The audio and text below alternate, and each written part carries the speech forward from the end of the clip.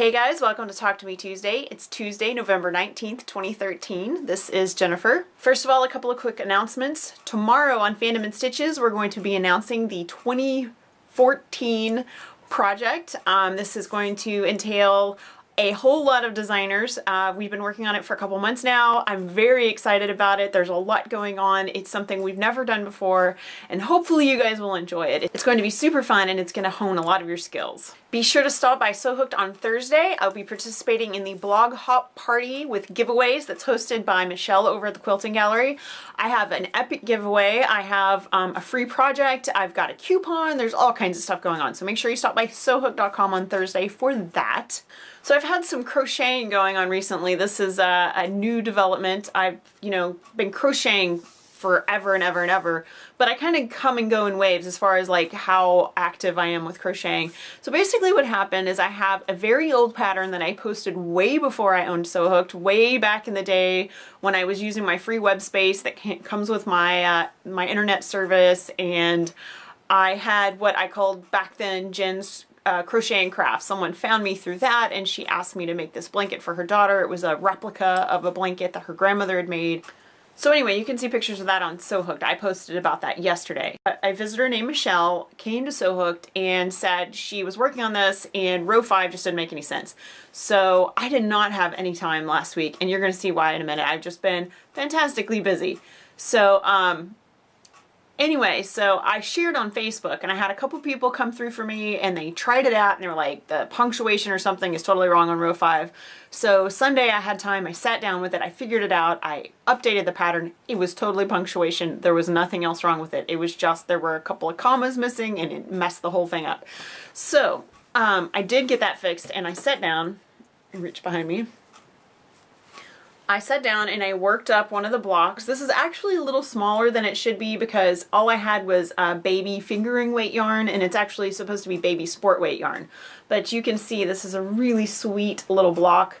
And the pattern itself, you make 20 of these, and then it has a lovely scalloped border on it. It's a free pattern. It's on my website. It is updated, so you can find it on Sew Hooked. It's called Linus Blanket, and it makes, like I said, 20 of these. And it was this row here, this last row of this green, where you go from the flower to making it a square. That was the row that was confusing. So it is sorted out now. I worked through the whole thing. I got it all edited, so that's easy to make, and you can find that again on Sew Hooked. So yesterday, after crocheting on the Ariel's, the block for Ariel's blanket, I decided that I wanted to go ahead and start a new Linus blanket because I turned my pink one in on Saturday. And so I started digging through, and I have all these little balls of worsted weight yarn, all different colors. I started digging through my patterns, and while I was digging, I found a handwritten pattern that I had written out in 2000, and the note on the pattern says that I figured this out from a Christmas ornament that was on my parents' Christmas tree. So I got some yarn out and I made up the pattern really quick because it was just a Christmas ornament. So you may have seen this before, but it just makes a little stocking, and what it is, it's actually a 5-sided granny square, and you fold it in half, and that's what makes this shape. So because I hand wrote this out and I figured it out from an ornament, I reverse engineered it. I will put this on Sew Hooked for free, so I'll probably do that later this week. So definitely look for that, this free little yarn guy. So many years ago, before I started quilting, I crocheted all the time, just absolutely constantly. And probably 14, 15 years ago, I made an Afghan for my husband. It was right after we moved into our house, and I used all of my little scrappy bits that I had left over, plus oodles of black yarn, and I made this Afghan right here. It's actually called Autumn Glory. It's in this book, 101 Scrap Easy Scrap Crochet Projects, and this is a House of White Birches book, and I know this pattern has been in a couple of magazines, it's been in a couple of pamphlets, so you can actually find it in a couple of different places. This just happens to be where I have it. So I decided that all the little balls of yarn that I collected up that are all Linus yarn would work perfectly for this Afghan. So I have several balls of this yarn, much bigger than this because this one's already about half used, that Jules gave me. And what I did was I worked out the math and reduced the size so it's not quite as wide, because the original is something like 54, 60 inches wide, something like that. So I made it narrower, and I'm using all of my different colors. And if you guys follow me on Instagram or Flickr, Facebook, I've been posting pictures of this. It works up really fast. And it's actually like you leave these spaces and then you come back and you work over them. I don't want to give too much away because this is a copyrighted pattern, but I will make sure I post a link to this book so you can find it if you're interested. It's a really great pattern. It's not hard. It's great for scraps. The only thing is it has a lot of ends. If you're smart about it, you can actually carry your main color across so you don't have as many ends, but it's still a lot of ends because of all the scrappiness. So I have not been neglecting my sewing. I actually finished something that I had to mail in for publication, and I can't show that because publication. But I did make something for myself, which, as you guys know, doesn't happen all that often. I have used the same address book for years and years and years, and at one point, one of my cats kind of got a hold of it, and she scratched the heck out of the back cover. So after meaning to do it for years, I finally made myself a little cover for it, and it looks like this. And this was a fat quarter, and then I added a little strip because it wasn't quite wide enough, and super, super easy. I'll show you how I did this. Basically, I took this big rectangle of fabric and I serged all the edges, and then, let me take it off, it'll be easier to show you guys.